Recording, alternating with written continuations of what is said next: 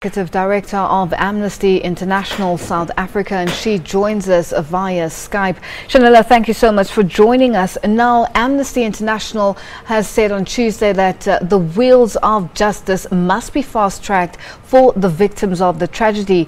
Now, what does Amnesty International mean by this? Hi there. What we mean by this is that 5 years is way too long for the victims and their families to get the justice that they deserve.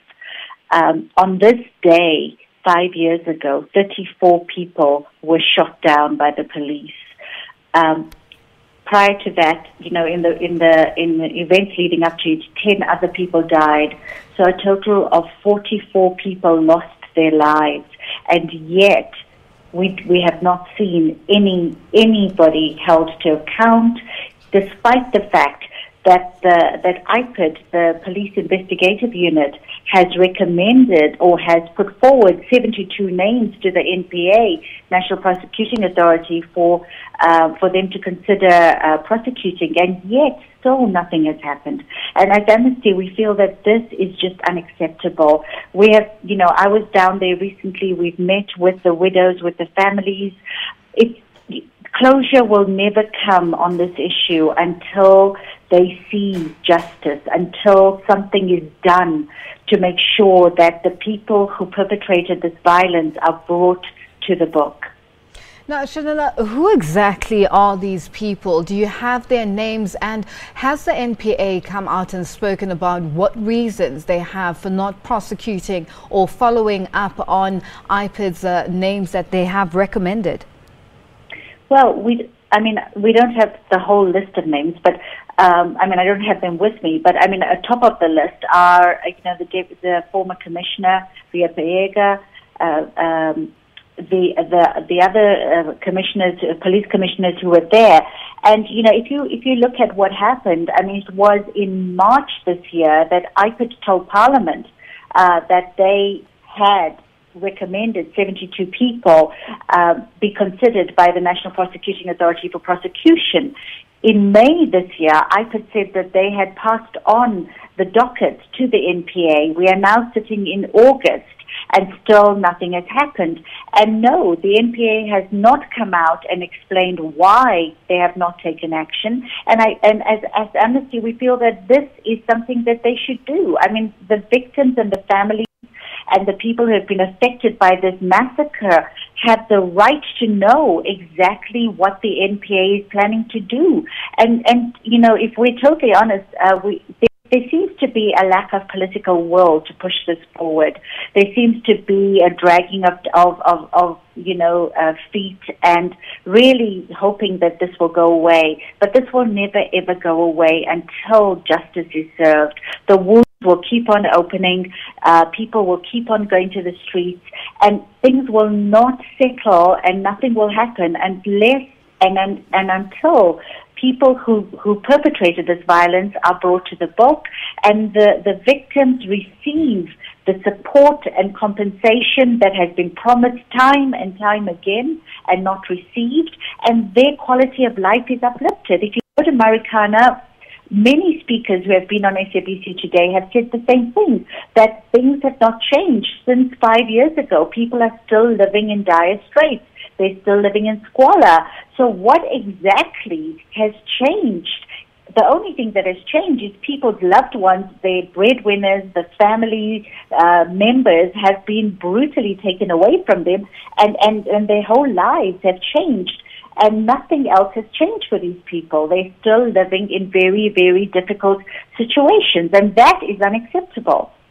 Now, Shanela, let's just go back to the issue of the people, some of the people that needed to be prosecuted or dealt with regards to the Marikana issue. Now, Ria Peega, the former police commissioner, seems to be the only one who, within the security cluster at the time, who seems to have been penalized. Now, is this not enough from the police commissioner's side in terms of what she has already gone through, as in taking the fall? Well, to be honest, to say that that's enough, I can't comment on whether it's enough or not. But, the question is, was Ria Piecha the only one?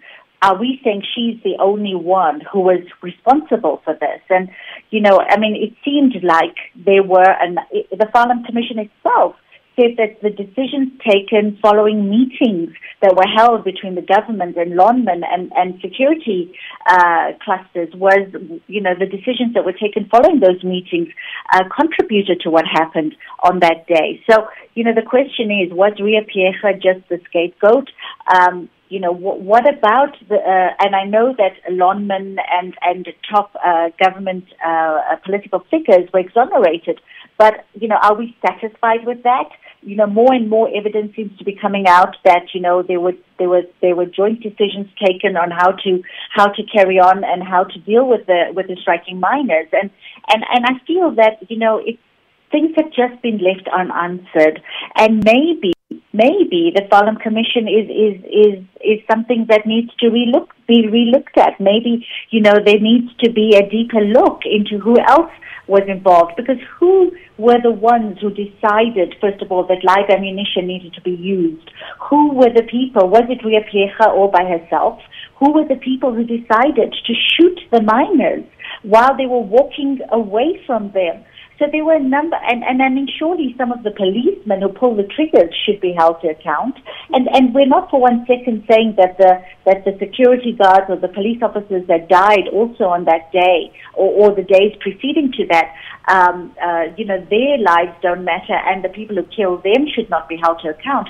But on the actual day, 34 people were mowed down with live ammunition, and somebody took those decisions. Somebody made those calls.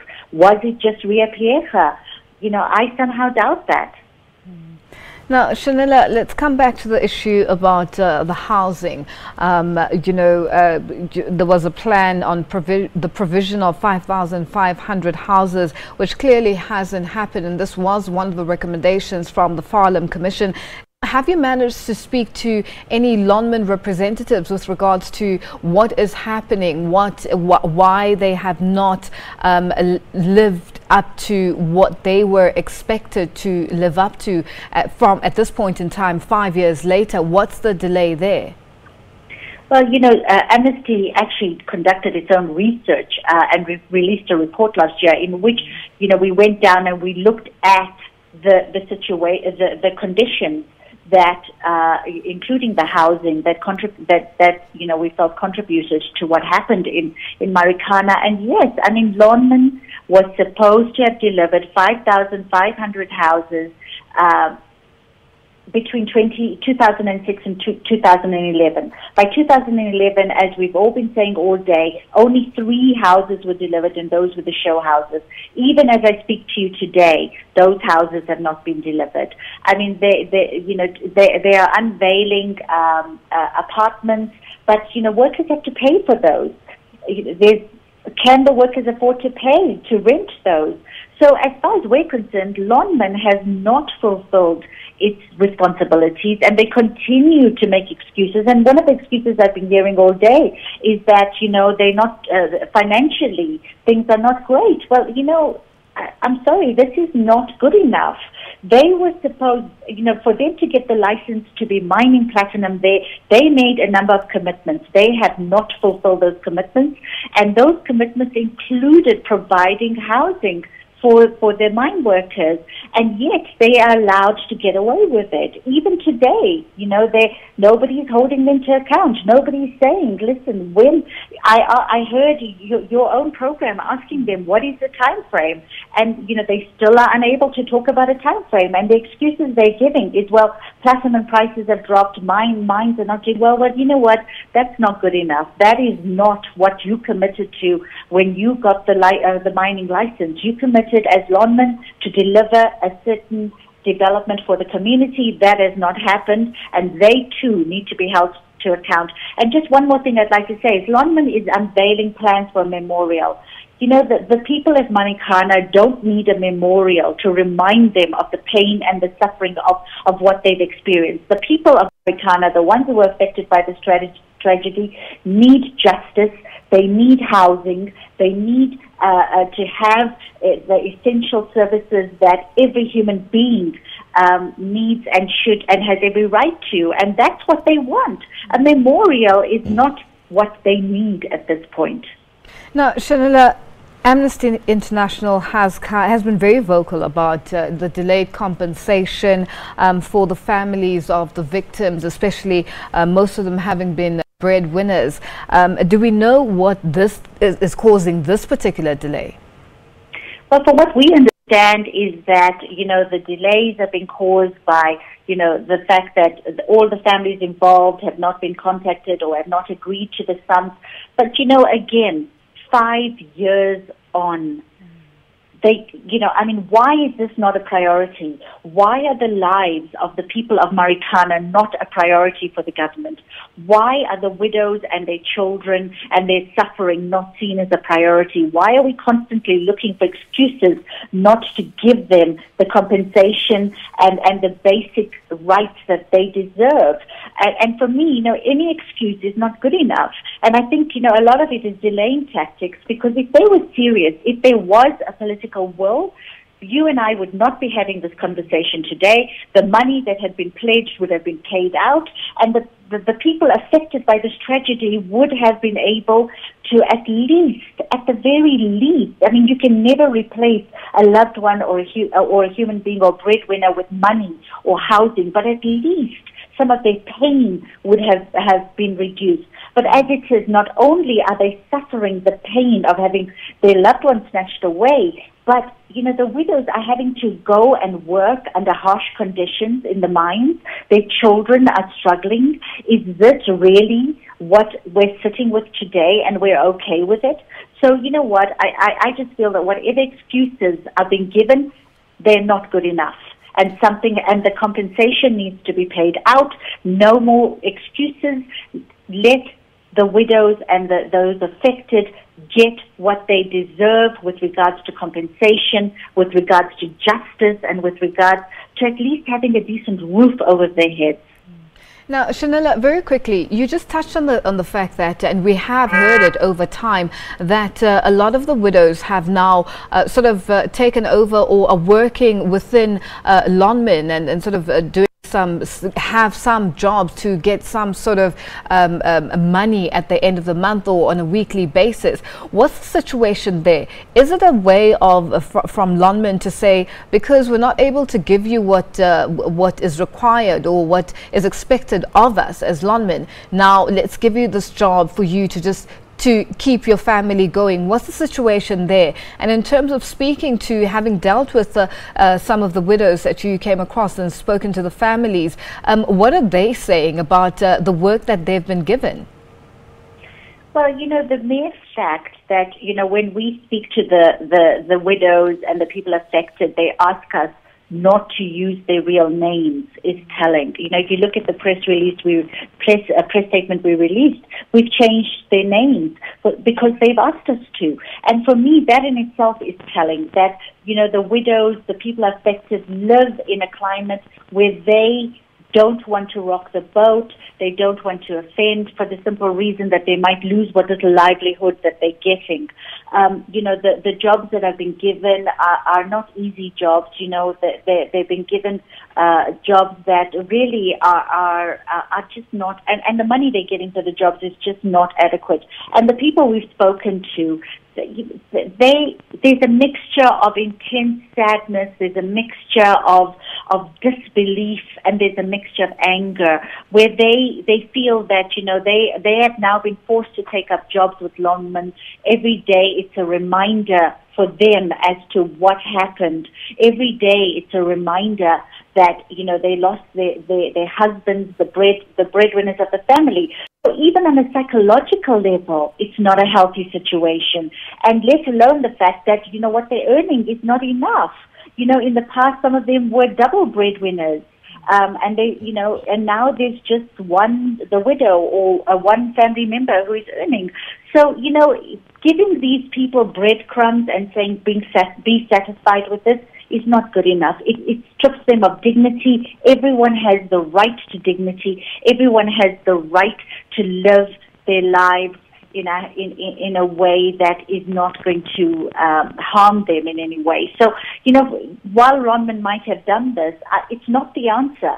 The answer is, first of all, that those who perpetrated the violence must face justice, and that the compensation that has been promised time and time again must be given. These breadcrumbs that are offered to the widows and the people affected is not enough. It's not good enough, and actually, to be totally honest, it's actually an insult to the suffering of these people. Now, Shanila, the fact that you had to use different names or pseudonyms for the people that you spoke to, or the families or the widows that you spoke to, is it an indication of they might be going through some sort of victimization within this whole organization? What exactly is the situation? Are they treated properly, or is it a case of, hey, just do this work that we're giving you and take it as it is? Who has given them the work? And then as well, in wrapping up, in terms of your recommendations as Amnesty International, please quickly take us through those. So, we can't really say what exactly the conditions are inside, because we haven't really been right inside. We've spoken to them, and, for them, if they, part of not wanting their names used is that they fear retribution. They fear that they'll be targeted. They fear that whatever jobs they have will be lost. When you go there, one of the things you realize, that people are struggling to just put food on the table. That's how bad and dire their situations are. So people are struggling to just put food on the table. And the fact that they've been given jobs helps them to put food on the table. And so they don't want to rock those boats. But at the same time, our recommendation is that, yes, it's important for the widows to work, to become independent, because definitely what has happened has strengthened them and has made them stronger. But at the same time, they have basic rights, and those rights have been violated, and that those rights, the right to get the compensation they deserve, the fact that their husbands or the people who were killed, rights were violated, the right to life was taken away. Those rights still need to be realized. And so, having a job where they're out of the house all day and, working under difficult circumstances is really not going to help them, firstly, get over their suffering, get over their grief. It's a temporary measure. What needs to be dealt with is exactly what has been promised to them, and the fact that they need justice. What they tell us time and time again, one of the widows actually said to us that, every time an anniversary comes up and every time people talk about what happened, it's like they touch a wound that has not been healed, and that wound just keeps on hurting all over again. And for me, that describes exactly what's happening down there. It's a wound that has not healed, that will not heal until justice prevails. Shanila, thank you so much for joining us. We'll have to leave it there for now. That was Shanila Mohammed, the Executive Director of Amnesty International in South Africa, joining us via Skype.